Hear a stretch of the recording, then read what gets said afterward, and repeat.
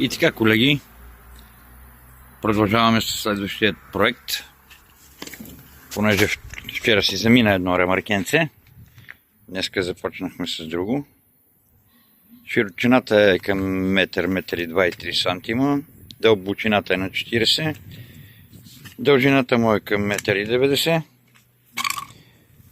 Имаме заден капак отваряем. Мост имаме от Audi.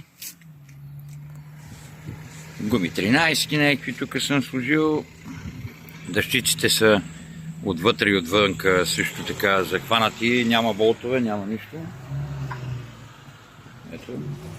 Всичко с планка направено. Имаме още малко работа по него. Ламарината да му сложиме, да го бойдисаме.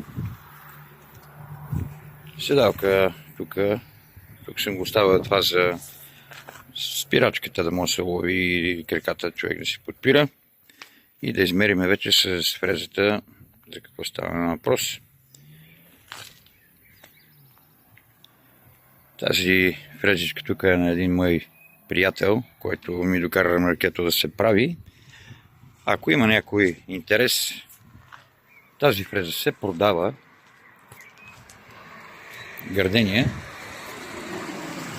7 коня и половина.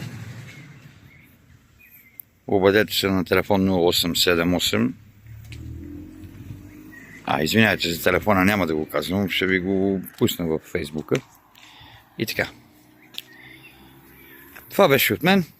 Ако има някой желаеш за фрезичката, ще пише в коментарите телефонния номер. Основен ремонт е направено.